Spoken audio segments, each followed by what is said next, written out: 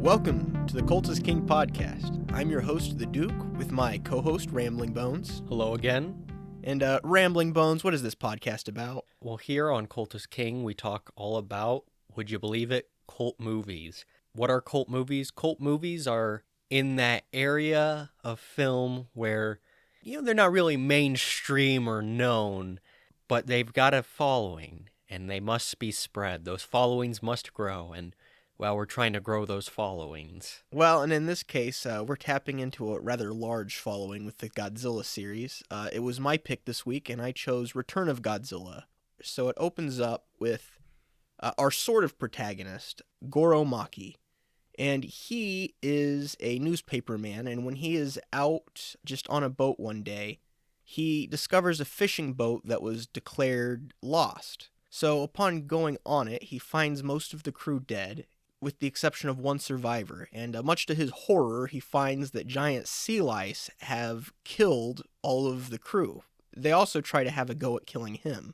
And what we find out is that these are lice off of the back of Godzilla, who apparently have been subjected to radiation by feeding off of him. And what this signals to everybody is that Godzilla has returned. And like a lot of movies would do after this one ignores every Godzilla movie prior to it except for the first one. So this is Godzilla's grand return. So after that, we kind of cut between several characters. One of the notable ones is the Prime Minister, who's trying to deal with the threat of Godzilla and keeping panic down, while also dealing with the tensions between the US and the Soviets. Also important is Goro finds the sister of the man he met on the boat, whose name is Ken Okumura, and his sister Naoko, who have been helping a man named Professor Hayashida. And he is important because he lost both of his parents in the original Godzilla attack. So he's been studying Godzilla and is going to work on a way to deal with Godzilla without using nuclear weapons. And I think that gives you the setup. Yeah, that's the movie. That's the movie. I'm sure it could be more elegantly done, but that is the setup. So one thing you're going to notice is if you were by chance watching these in order, this movie comes out 10 years after the latest Godzilla movie. So the last one was in the 70s. Technically, it is the last film in the Showa era, but we don't count it as a part of the Showa series. It's the first in the Heisei series. Right, so this would be the kickoff for the Godzilla movies of the 80s and 90s. And it definitely changes the tone a lot more. It's kind of more of a return towards the original tone. It's definitely a much darker movie, and Godzilla is, in this one at least of the Heisei series, Godzilla is definitely the antagonist. It's a fitting sequel to the original, but it's kind of funny. They made the original, and then immediately after the original, they start having him fight other monsters, and he just, by default, becomes the good guy. And directly after this one, we have Godzilla vs. Biollante, and it's immediately, we're back to Godzilla being a very destructive good guy. And his goodness sort of fluctuates throughout the series, but this one, he's just straight bad. No, he's just straight up Godzilla. And I mean, you can even kind of see it in the suit design. He's got like these big glaring eyes and these like protruding fangs kind of. Now the suit, this is probably not ever, but at the date that this movie was made, this was probably the most complicated and most detailed of the suits. They also scaled him up. I think originally he was something like 50 meters, and now he's 80 meters. Right, and that was just a consequence of, as time moved on, cities have gotten much bigger than they used to be, so every once in a while they have to scale Godzilla up to keep him from being dwarfed by the Tokyo skyline. As far as the suit actually goes, for the most part, it's pretty good, but I did feel like there's a lot of scenes where they shouldn't have shot it the way they shot it. I don't think that the movies after this have this problem, but I especially noticed that it looks like a guy in a rubber suit, or it looks really rubbery in certain shots. Typically when they are doing a close-up of it, and you really get to see his neck or like the side profile in a close-up. I don't know what they could have done differently, but as far as my memory can tell, it's not a problem in the later movies. So I'm wondering if it might have been a director issue. If you ask me, I think the main issue is obviously they're trying to bring Godzilla into the 80s. You see that later in the Heisei series, they have a chance to slim things down, remove certain animatronics that didn't work, try different effects. I think it was just an issue of some growing pains for the Hmm. series. And I'd have to agree. For me, I didn't necessarily think the suit looked too rubbery.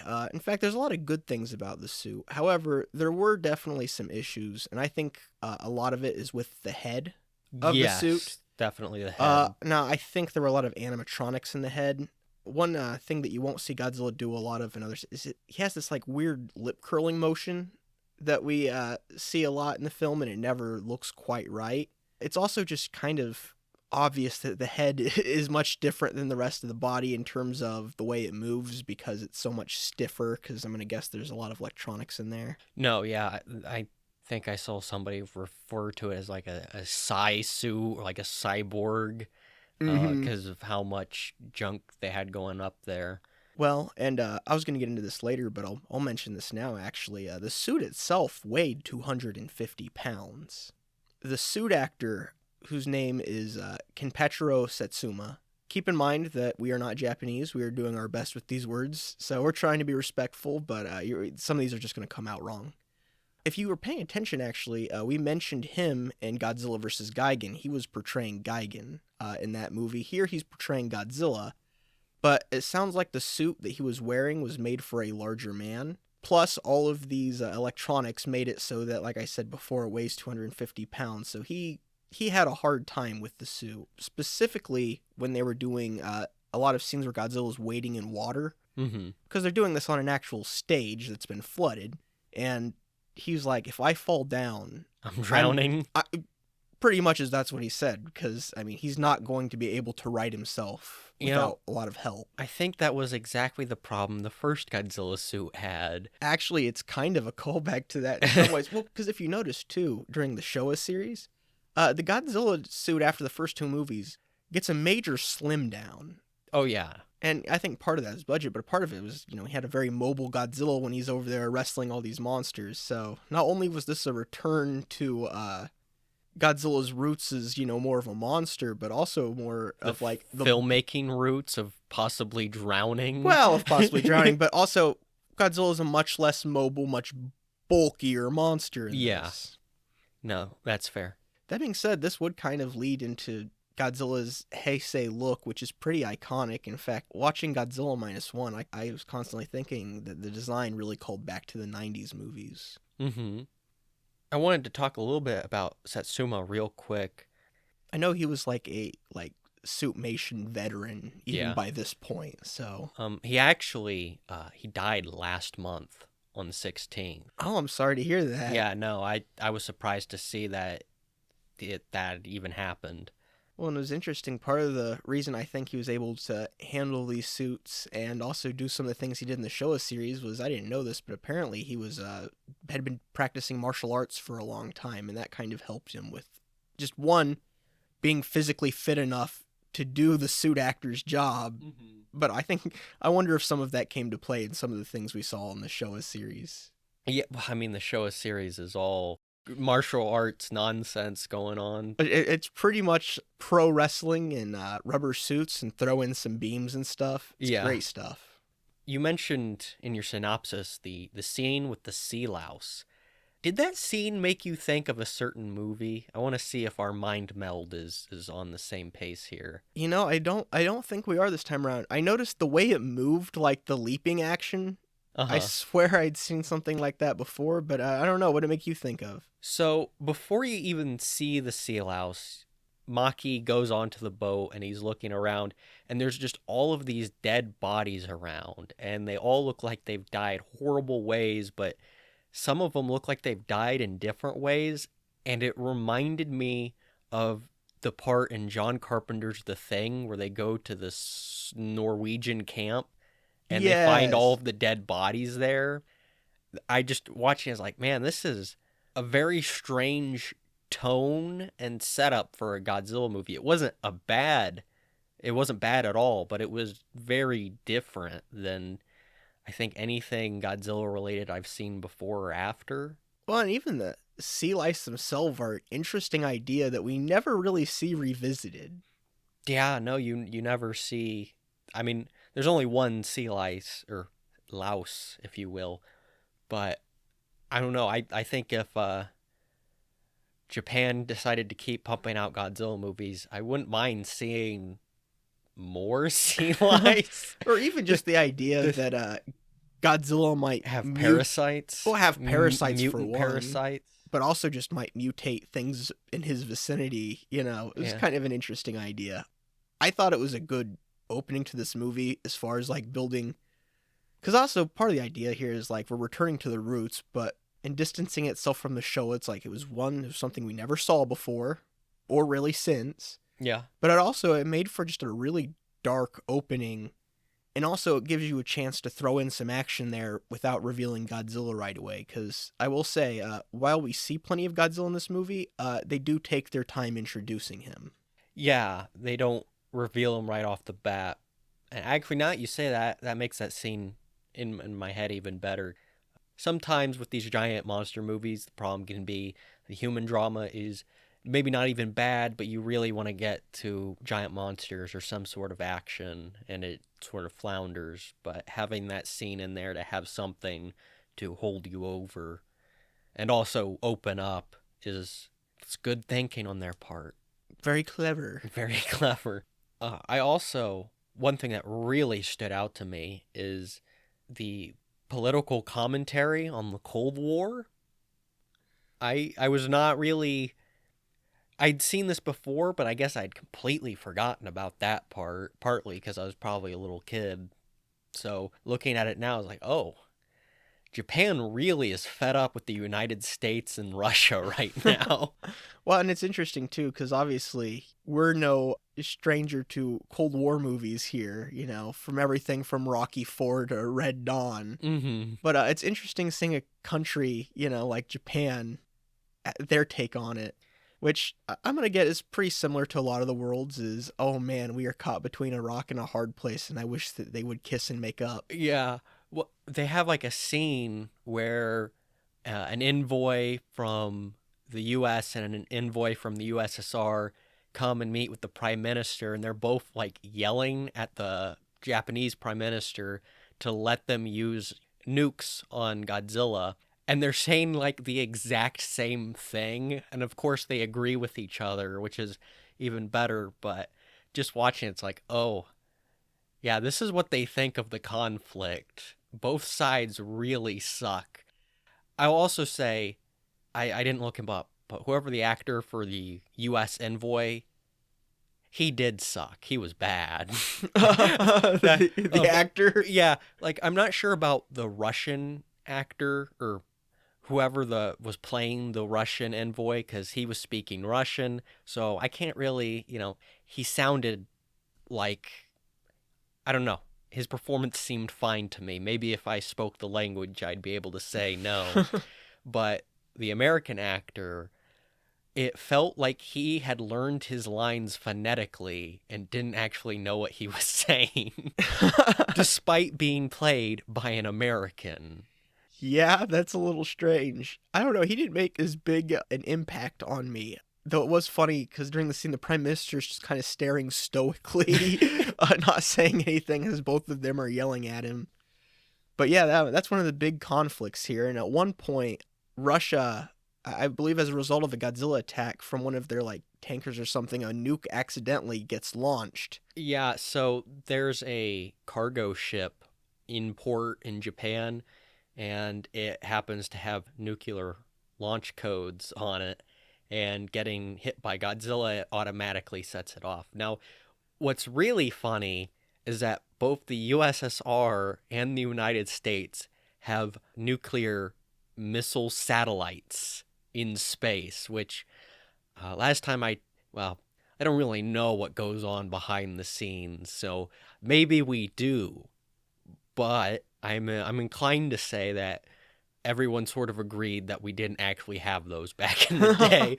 But Well, Japan, Russia did. well, yes, Russia and Japan, Russia and the U.S. did according to Japan, and Russia accidentally shoots a nuke at Japan. Now, I don't know if you read this, but with the Godzilla 1985 American version of this film, they did some recuts. They did. And America decided that instead of it being an accident, the Russians were going to do it on purpose. Right, which definitely goes against the themes. Well, the themes, but like in the original movie, the one of the Russian soldiers on there, I think like the captain or something, dies trying to stop the missiles. Yes. Where in this one, the Americans like, no, I'm pretty sure the Russians just were like, screw Japan. I mean, I guess they were trying to destroy Godzilla, but you know. Yeah, sure. No, well, and in this one, yeah, it's not really either of the sides are so much the bad guys. In fact, they are able to get through to the Americans to shoot down the missile before it can reach Japan. However, Godzilla had been sort of not killed but defeated prior, so when the fallout from, the sky happens, Godzilla is recharged and at it again. Yes, then they have to go to Plan B. One of my favorite parts about the Heisei series is the introduction of the Super X. Yeah, the Super X is like kind of going to become a bit of a mainstay, as well as some other tropes the military is going to have in this one. But it's like this big flying tank. And it's cool, too, especially in this one. It actually kind of holds its own with Godzilla for a while. Yeah, I mean, like the Duke said, it's pretty much a flying tank, but as the series goes on, it sort of morphs a little bit. Yeah, well, there's like a Super X2 and then later even a Super X3. I like the design, and, we get to see it battle Godzilla, so it's the closest we get to a monster fight without there actually being a second monster in this movie. Right. Now, and the biggest problem, I think, with some of the action in this series, though, is Godzilla is not terribly mobile in this one. It's extremely slow. Right. So sometimes, for instance, its battle with the Super X is mostly the Super X hovering in front of it and unloading its payload. Yeah, no, there is like a goofy part. They're shooting Godzilla with cadmium missiles. I don't know about nuclear reactors or whatever. I don't even know if cadmium's real. Cadmium is real. Cadmium is real. Cadmium is real. It is not typically used in weapons. I think. Well, the idea in the movie was that it was like used to like cool down, like if you're having a meltdown, right? They use that to cool it down. So Godzilla's a nuclear reactor, so let's shoot him full of cadmium. Right, and that is, along with the Super X, that will continue to be kind of a thing, is that the military will use is. I think they even maybe use some of them, but like in the show, it was always they used like the laser maser tanks. Yes. Whereas like in the Heisei series, the big Godzilla anti-Godzilla weapon is cadmium missiles, which, for the record, they seem to be working early on until Godzilla gets a second dose of radiation. Yeah. I don't know why they abandoned that permanently. They should. They saw it work that one time. As long as Russia doesn't accidentally shoot a nuclear missile. And the American, as long as these things just don't happen again, they could have done it.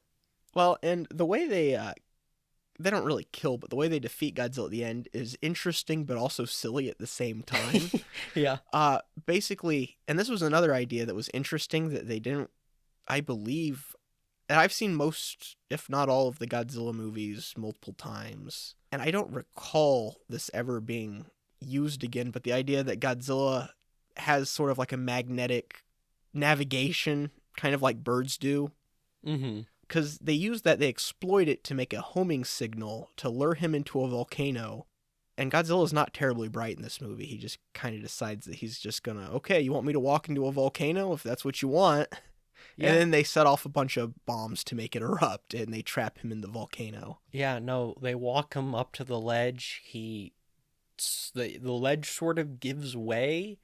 But he's, there's of course another ledge that he can stand on slightly in the volcano. And then they just blow it up and he falls in.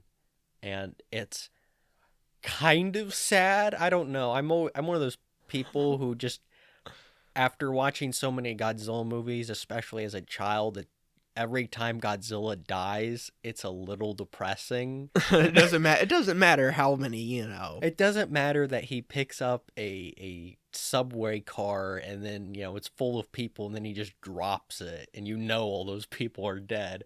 It's like, Did he really deserve to be put in a volcano? Well, and well, so one to answer that, yes. But also, I thought it was cool they did the train scene because I don't know if it was meant to, but I think it was kind of a callback to that scene where Godzilla picks up the train and puts it in his mouth in the original. Yeah. No, I thought with the fact that so many of the actors were previously in Godzilla movies and just with sort of the return to form, I'm pretty sure that that's a callback. Right. I think my biggest complaint was that the movie slows down once the action starts happening, which is a very Yeah. weird thing. Okay, so you're Yeah, picking up on yeah, this it too? does that. Because the build up to Godzilla is great. Okay, and though, we never really go deep into any of the characters, it's interesting watching them try to uncover what's going on and how to proceed. And when Godzilla first shows up, that's really cool. The problem is that there's a lot of scenes where Godzilla is in the frame, but he's not really battling anything. He's not really destroying anything. He's just kind of plodding around a little bit, or even worse sometimes, just completely still. Yeah. No, I really noticed that a lot. That it's not even that he's slow when he moves or slow to do things. He's just not always doing things. Right. He's just, I mean, again, with that Super X fight, there's a few cool moments, but most of it is Godzilla standing there. Literally, when they're shooting him with the cadmium, it's Godzilla roars, they aim the shot, shoot him in the mouth. Godzilla roars, they shoot him in the mouth. I think they do it 3 times, maybe 4. And that part is very anticlimactic.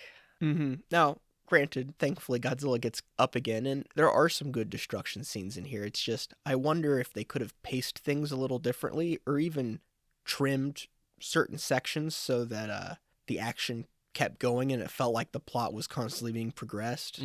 Now, one thing there's 2 parts of the Super X fight I really liked, where one was where Godzilla shoots his heat ray through the building. Yes, and the Super X is right there. Yeah, it's on the other side and starts shooting Godzilla through the hole. That was cool. And then I really the Super X has had to like land, and Godzilla just pushes a building over on it. Yeah.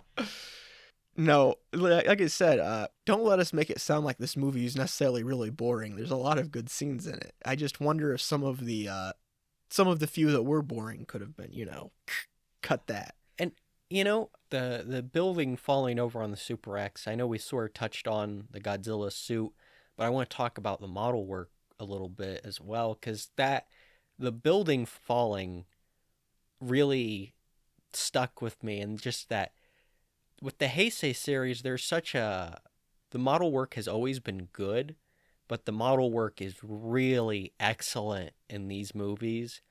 And it's like every step Godzilla takes, there's like the right amount of dust, being kicked up. Well, and even sound effect wise too, the right amount of like oomph. Or little explosions going off, like actual little explosions. And when that building falls, it's like, I don't know, that looks like how a building would fall to me. No, the model work was great. They did try a couple things, though, I didn't think quite worked. For one, and it's cool that they did this, they built like a 60-foot mock-up of Godzilla's foot. But because it's just so much stiffer, it doesn't really make you think it looks like the same one that's on his, on the suit. So every time I see it, it's kind of takes me out just a little bit. Well, the thing is when I saw it, I was like, no. They didn't build a giant foot, did they? They did. And then it's like, the second time I saw it, it's like, well, maybe this is just rear screen projection and this is Godzilla's suit foot. And I was debating over whether they would actually take the time to build a massive foot. And like you said, they built a massive foot. They did. That's not the only thing they built. I can't know if I can necessarily tell you which scenes this was it, but there was actually a whole 20-foot Godzilla. I've heard it described as a Godzilla robot, some sort of animatronic for some of the scenes.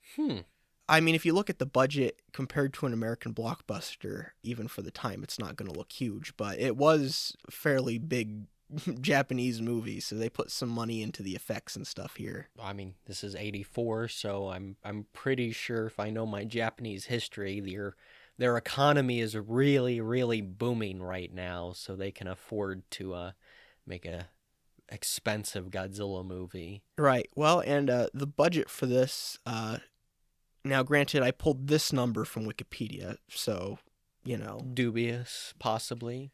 usually good information, but as we've seen in previous episodes, not always perfect, but that it was a budget of approximately 6.25 million and did a box office of 14 million. I guess with the box Now, office... I don't know if that includes all of the money that was made later from foreign releases. No, I don't think so. Or, well, maybe it does. I remember seeing that the movie was not super successful, or I heard that critics, or at least Japanese critics, liked it, but it didn't do super well, and so they tried to make all their money back in the foreign market. Which is funny to me because obviously it was successful enough, or at least they were committed to the idea enough that it spawned its whole own series. Mm-hmm. But some foreign critics were a little rough to it, but I think what they were really rough to was the New World's picture cut of the film. Or New Line? What? I believe it was New World's. It's It was New World. It was Roger Corman's company, if I'm not mistaken. Oh, that makes so much more sense now. And they had some good ideas. For instance, they brought back Raymond Burr of Perry Mason fame, And Rear Window. Was in the original. Well, not the original. He was in the American cut of the original to kind of give the American audience somebody to look at all of this through. So they did bring him back in the American cut, and that was kind of a cool idea. Yeah, no, that's a good idea. However, they cut out a lot of content. For the record, for what I saw, I've seen the Japanese cut, so I have not seen the American cut. But it looks like they also put in a lot of product placement, namely Dr. Pepper. Also, we talked about the sub scene, or not the sub scene, but the nuke scene was very different. Yeah. So, among some other things. So, I don't think that version of the film is generally as well regarded. But I will say, people who are Godzilla fans do owe Raymond Burr, because they originally wanted to make, chop this up and make almost something completely different that would have been comedic. Mm-hmm. Whereas, Raymond Burr's no, Godzilla is too important of a symbol to do that. And also, apparently, when he was advised during the thing by one of the executives or something to drink more, that he should drink a Dr. Pepper can in this scene, he just kind of gave them an angry glare. So, I just think it was interesting that Raymond Burr had more respect for Godzilla than a lot of the others. Yeah. Yeah, no. I'm pretty sure that when they filmed the new scenes, they did it in 3 days. And for Godzilla King of the Monsters, it was the same thing, 1 to 3 days to film all of those scenes and just insert them into the film. But no, that makes so much sense that it's Roger Corman's fault. Well, I mean, I guess we should be grateful that somebody took the time to bring it over here, but yeah.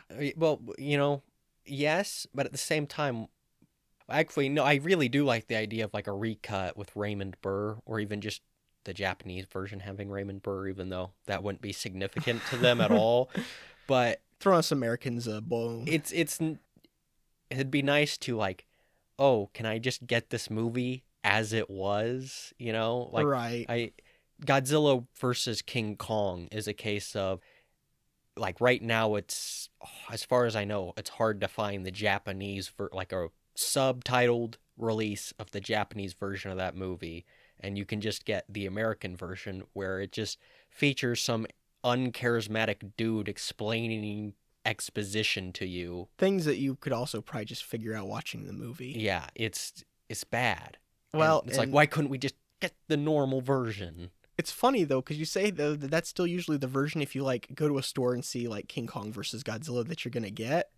I don't know if it's easy to get the 1985 cut of Godzilla these days. It's not. Which I just think is funny that it's, it's kind of come back around. The original's the one you can see. I think The reason is there's like some music. I don't know if it's like licensed music or something, but Oh, you know what? I think I read that. Yeah, that there was like some music cues that are like owned by New somebody. Worlds or somebody. So that was part of the thing too. Is when they made the Kraken re-release, it was kind of a big deal. They're like, oh, we're not going to be able to have the 1985 version on here too. Yeah, which is a shame. Yeah, it would have been fun just for comparison purposes. No, and with a lot of Godzilla movies, not so much. Not with any of the like Millennium series, but there does tend to be multiple versions, sometimes three different versions of a single film, and they'll have slightly varying names. Right. So I don't know. I wish that, like how the Universal monsters, you can just buy the giant every single Universal horror movie we've ever made in one collection. I just want Yes. every single Godzilla movie and every single version of said Godzilla movie in one place. And I would pay out the butt for it. Yes, I would drop a lot of money on that. I don't know. Toho, figure something out. Please. Well, I think that kind of sums up the difference between the two versions. If we might, let's take a moment to talk about cast and crew. This is going to be the most challenging part for us because, as I'm going to reiterate, both of us are just simple backwoods Americans, and we're going to do our best with these names. So, the director for this film was Koji Hashimoto, who apparently, Bones is telling me, didn't really direct that much. I think you said what he had like 2 full-on directing credits. Yes. So, caveat going off of IMDb, but IMDb is typically pretty good about giving the credits to the people who have them. So, going off of them, he's got 9 credits for directing. However, he only actually directed 2 movies, this and Bye Bye Jupiter, which I read the plot of, and I don't think I fully understood what that movie was, but it sounded cool, so maybe it might be worth a watch. It looks cool. But his other directing credits are all because it's later Godzilla movies reusing footage from this Godzilla movie, so he technically, has an uncredited thing attached to those movies. But he only directed these 2 movies. Now, he was, though, involved in the franchise as an assistant director for many of the Showa films, including Ghidorah the Three-Headed Monster, and I think King Kong vs. Godzilla were among those. Yeah, he did a lot of assistant directing and second unit directing. And so he was involved with the series throughout. Yeah, so it may be novice to being, a director, but definitely a Godzilla veteran. I'm kind of thinking that the reason that Godzilla looks especially rubbery in certain shots is having only directed one other thing. Maybe he didn't, just his only experience was being around it in the Showa era. So now we're in a whole new ball game, and you're in the director's chair, and so you're trying to figure these things out. Well, and full disclosure, a lot of the information I got on this movie I did get from J.D. Lee's unofficial Godzilla compendium, but I think he made a comment there that I thought was kind of interesting, that they almost had to relearn how to make a Godzilla movie, because it had been 10 years since the last one. Yeah. Other than that, there's not much to say on the director. No, but kind of an interesting fellow is Keiju Kobayashi, I believe is his name. He plays the Prime Minister, and it was interesting because he's kind of a big deal in Japan in the sense that he's been in 253 films. Yes, he had quite the long list. Including Sanjuro, which I believe was directed by Kurosawa, and Shinsei Gumi, Assassins of Honor. Also interesting was Naoku Okumura.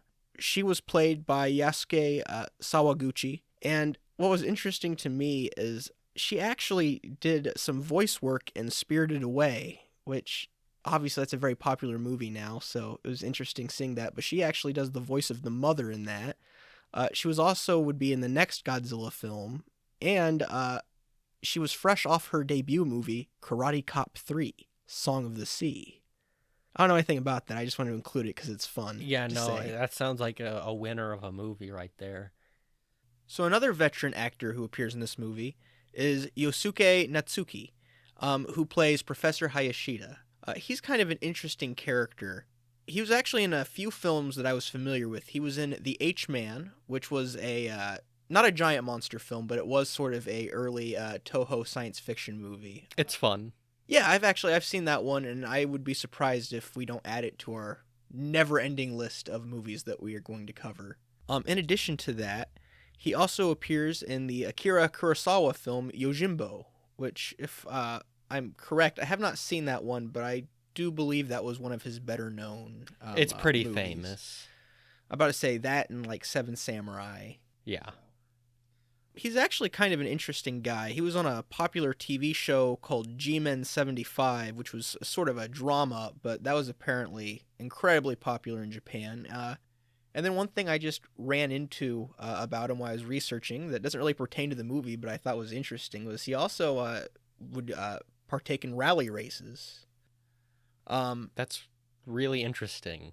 Yeah, and it sounds like it was like some hardcore like endurance like cross country The type real races. stuff. Yeah, so I just thought that was interesting. A man of multiple talents. No, honestly, there's probably, if we had more time just to do a deep dive, it looks like there's a lot more we could say about him. Mhm. I think that's a good cap for this movie. Another character is Akimura, who's played by Shin Takuma. So specifically, this one is Naoko's brother. Yes. And of the things I saw that he did, the two that stood out to me was he is in Godzilla Against Mechagodzilla, which is it's the first Mechagodzilla movie of the Millennium series. And the third incarnation of Mechagodzilla. Correct. If I remember correctly, he plays the dad in that movie. And it's very good. Yeah, I definitely think that's probably in my top 5 Godzilla movies. A masterpiece. 10 out of 10. 10 out of 10. He was also in Ultraman Trigger New Generation Tige. I think it had 8 episodes, or maybe he was just in 8 episodes. I have no comment. Ultraman's cool, though. Yeah, I'm only familiar with the 60 series, so. But other than that, not a whole lot that a guy like me can tell you about. Well, and unfortunately, I find myself in a similar place with Goro Maki's actor, Ken Tanaka. So I'm gonna be honest, Bones. I couldn't find a whole lot on Ken Tanaka. Did you turn anything up? So the only things that stood out to me, and not because they looked cult or had any clue really what they were, was he was in a movie called The Gate of Youth in Bokyo. And I believe The Gate of Youth was produced by the director of this movie. And I think some of the other actors might have also possibly been involved, or maybe it was some of the other crew. Going through everybody's credits, I noticed that the director had previously worked with a lot of the other cast. So that I might be mixing some things up here, but they looked like they were reviewed well. Other than that, I couldn't tell you much about him. No. So sorry for all our Ken Tanaka fans. He wasn't in enough giant monster movies. That was the problem. That's what his career needed. There was also, you said that there were some, when we were talking about this earlier, that there are a lot of actors in here you didn't necessarily write down. Yeah, so in the Prime Minister's cabinet, there's a lot of, cabinet members, and quite a few of them had previously been in Godzilla movies. For example, one of them, I about 100% sure was one of the main characters in Godzilla Raids Again, or at least one of the more notable characters. And although I thought it was cool that they had, a lot of these actors come back to be in this movie, it's really strange to me. And I don't know if it's a Western thing or what, but Naoko, for example, she goes on to play a completely different character in Godzilla vs. Biollante, which is the second movie in this series. And although the stories, like the Heisei series, the movies are all connected, and by like the second half, there is sort of a connecting story. But, the story is not super important, but they are in, They're in order. Yeah, they're in order, and they make sense. If you watch one, it's like, yes, I have the context. So having an actor who was in one play in a completely different role in the other, to me, I feel like I'd find that confusing.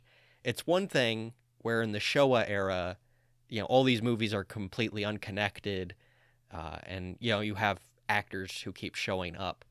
But it's another thing when things are connected like this. And the only example I could think of in America was how in like the 40s and 30s, when they would just pump out movies like Abbott and Costello, like when you have 400 Abbott and Costello movies, you see a lot of the same actors sometimes pop up, or Yeah. Well, the 40s was interesting, like Golden Age Hollywood, because they'd have all these like different series or recurring characters that they'd make movies about, but they would they would be pumping out like almost multiple movies in a series in the same year. But we haven't done that.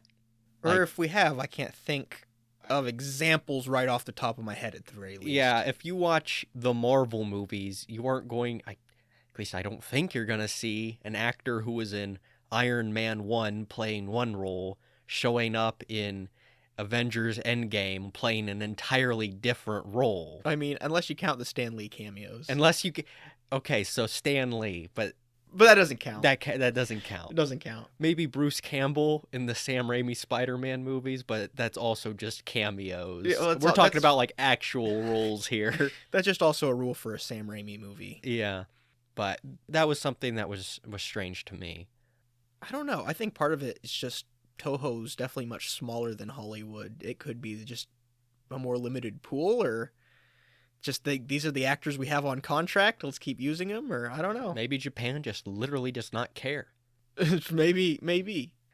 They... Well, look, I mean, if I was in a Godzilla movie and I knew they were going to make another one, I'd want to be in it too. Yeah.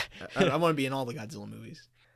I guess the last person I wanted to talk about was the composer, Reijiro Koroku. Typically, the Godzilla movies were composed by Akira Ifukube, but this time around, they couldn't get him.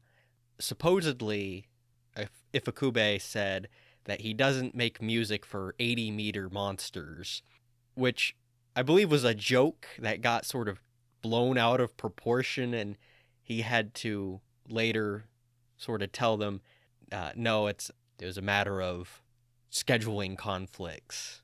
Prior engagements. I'd rather think that he just has some sort of like atypical like fixation, and if it had just 79 would have been fine, but 80 is too far. Not composing. It's too much. But typically he did the music, but this time around they had this new composer come in, and the music is really good, but very different. It sets the tone for the entire Heisei series. It's darker, and it's not as memorable. I'd say like some of the tunes are pretty good, but it's not like the military march or the Godzilla theme. Right. No, there's certain like musical cues that you almost, when you're watching a Godzilla movie, are looking for, because there's certain pieces that keep coming back, and they each are like very distinct. Whereas this one, they kind of fade into each other, but they definitely kind of fit, I think, like the darker, moodier atmosphere that they were going for here. Yeah. Which was, kind of very interesting, because you have to remember that the last Godzilla outing, he was fighting Mecha Godzilla in like the 70s. So definitely a very different feel for this one. And like I said, how there aren't the standout music, like the Godzilla theme and the military march, I don't even think are in this movie. And if they are very subdued, or it's very brief, or they're slightly redone, or majorly redone, because I can't remember hearing them at all, which is kind of strange for a Godzilla movie. I just watched this again not too long ago, and it's possible that I missed it. But yeah, I don't remember because I was kind of listening for him, because you're just trained when you're in a Godzilla movie that you're listening for the theme and the military march, and there's a few other pieces that circulate. If I remember correctly, Ifukube does come back and do the score for the rest of the Godzilla movies, or at least most of the next ones, and it still actually carries over the sound from this movie, but we start to hear the old music again, but just sort of for the 90s now. This is the only movie that, or the only Godzilla movie that this composer scored. Which, I mean, if you can get the original composer back, I understand. Right. Wow. That must be hard even now if you're going to make a Godzilla movie and you're in charge of scoring it, just because the movie's just so linked with his music. Of all the things with any of the American Godzilla movies, I think more than the CGI or even the Godzilla design or the stories, the lack of the music really, really stands out to me. Even in, I think it was Godzilla King of the Monsters. Is that the second Godzilla? Yeah. They did like remixes, or they had like the classic musical cues inserted in. Why are you teasing me? Just give me the actual song. Right. Like, it's... Well, knowing Toho, they probably had to pay separately for that. Oh, yeah, they probably had to pay out the butt for that. I don't know if so you know how, like, whenever you buy a Godzilla product or something, it has like all the unique symbols for each monster, the little circles, and it has like the little character. Yeah, they have like a little logo for every single. That's because and this is part of the reason there hasn't been, I think, more Godzilla games, is that even though they're all part of the Godzilla series, Toho has a habit of licensing its monsters out individually. So it's not like, oh, hey, you're doing Godzilla, you get all the Godzilla monsters. It's like, no, you want Rodan? Okay. Oh, King Ghidorah, you're going to have to pay extra for that one. Although now I think that is a little silly. I think I could understand why they are individual. Because like Mothra had her own series. Rodan had his own movie. Abira did not have his own movie. He was in a Godzilla movie, and that was supposed to be a Kong movie. That was supposed to be a Kong movie. So maybe he doesn't deserve his own copyright. But it's one of those things where, I don't know, it makes a little sense, but now the fact that all of these are just tied to Godzilla almost exclusively, I don't know, it would be sort of nice to get another Godzilla video game. And it really would. Yeah, a good one this time. A good, proper Godzilla fighter. Yeah. But that's all I had to really say on the music. It's good, but it gets, throughout the Heisei series, it gets better. I would agree with Which that. I think is the theme of this movie, is this movie's good, but it gets better if you keep watching through the series. It definitely lays the groundwork, but everything from the pacing to the suit to the music get improved throughout. Yeah. In fact, I think even the jump from this one to the very next one is a pretty big jump. Godzilla vs. Biollante is by far my favorite of the Heisei series. It's in like my top 5 in general of Godzilla movies. Even past Godzilla vs. Biollante, they get really good. Especially like the monster fights. Like we talked a little bit here about how, though it is fun, the standoff, at least the initial one between the tank and Godzilla, is a little lackluster. But once we start getting like further, the monster fights get pretty crazy. Well, I guess this is usually the part where, like, do we recommend? And I'd say if you're a Godzilla fan, you should watch this one. Granted, I think I like almost all of the Toho Godzilla films. I'm not sure there's very many that I would say don't watch this. But I enjoyed this one. I don't think this one is as well remembered or even loved as a lot of the ones that would come after it or before it. But I enjoyed this one. I think it introduces a lot of new ideas, and I also just kind of like the return to form for the series. Yeah, like you said, there's not really a Godzilla movie I wouldn't recommend. Maybe All Monsters Attack. Yeah, that's what I was literally about to say. Other than All Monsters Attack, All Monsters Attack is great if you've got like a 5-year-old and you just want to sit him in front of the television and give him weird memories. But it literally, every monster scene in that is recycled from another movie. So if you have watched all the movies up to this, you're like, oh man, I've been gypped. It's not an easy watch. But apart from that, I would recommend every Godzilla movie, especially this one. And since the Heisei series is, a series that has a plot throughout, I think it really is important to start with this movie and move forward. Because, I think when I first watched through the series, I did start with Godzilla vs. Biollante. And you're like, why is there an X2? And what is this footage from? It's like, I gotta watch the first one. Yeah, well, because it only feels like it's been in the last decade maybe where you can, like, get the majority of Godzilla films on DVD. So, I mean, when I was a kid, I watched these in a horrible jumbled mess of an order because it was just like, oh, this is on TV, I can watch that. Oh, I have this DVD, I can watch that. And it's just whatever you had, that's what you saw. But the long and the short of it is watch this movie.